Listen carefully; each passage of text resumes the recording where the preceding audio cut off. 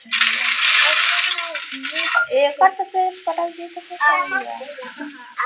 ये बिट्टू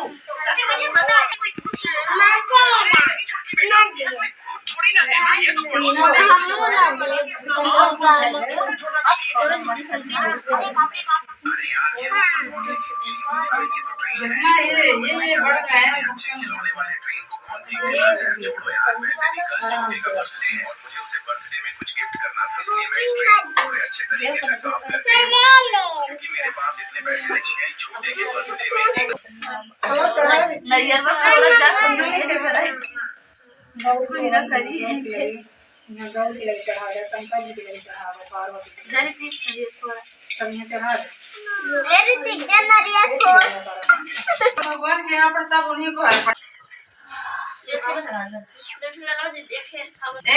कथा सुनते समय हल्ला नहीं बिल्कुल नहीं करना, ठीक।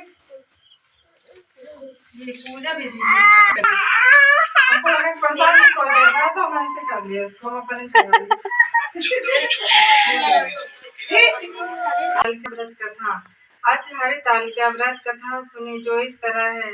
जिसके दिव्य वेश राशि पर मंदार के पुष्प की माला शोभा देती है, जिस भगवान चंद्रशेखर के कंठ में मुंडों की मालाएं पड़ी हुई हैं, जो माता पार्वती दिव्य वस्त्रों से दिगंबर भेष धारण किए हैं, उन दोनों भगवती तथा शंकर को नमस्कार करता हूँ।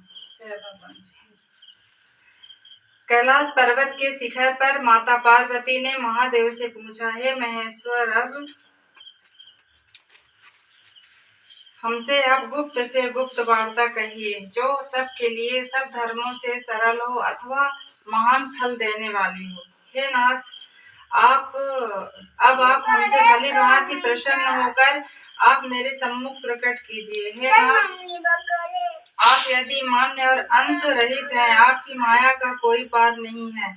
अब हम आपको किस प्रकार से प्राप्त करें और कौन कौन से दान पुण्य फल से आप हमें वर के रूप में मिले। तब मैं उस व्रत को कहता हूँ जो परम गुप्त है, मेरा सर्वस्व है। जैसे तारागणों में चंद्रमा, ग्रहों में सूर्य, वर्णों में ब्राह्मण और देवताओं में गंगा और पुराणों में महाभारत, वेदों में साम, इंद्रियों में मन श्रेष्ठ है, वैसे पुराण वेद में इस व्रत का वर्णन है, जिसके प्रभाव से तुमको मेरा आसन प्राप्त हुआ है। हे प्रिय, यही मैं तुमसे वर्णन करता हूँ, अब सुनो। भादव मास के शुक्ल पक्ष को हस्त नक्षत्र तृतीया तीज के दिन को इस व्रत का अनुष्ठान करने से सभी पापों का नाश हो जाता है।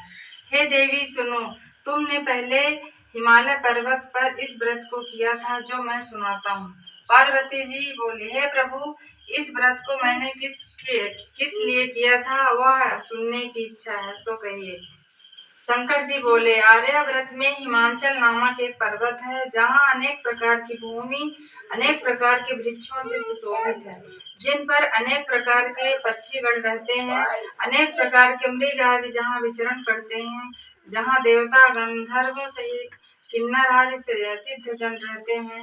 गंधर्वगण प्रसन्नता पूर्वक गान करते हैं। पहाड़ों के शिखर कंचनमणि, बद्ध आदि से सुशोभित रहते हैं। वह गिरिराज आकाश को अपना मित्र जानकर अपने शिखर रूपी हाथों से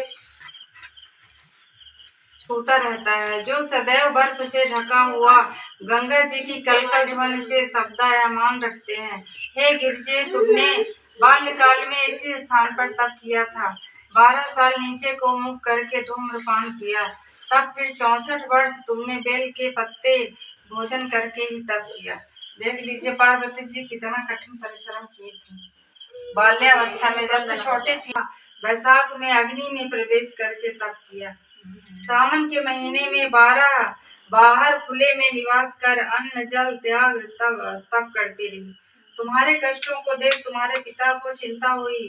वे चिंता दूर होकर सोचने लगे कि मैं इस कन्या को किसके साथ वरण करूंगा, किसके साथ ब्याहूंगा।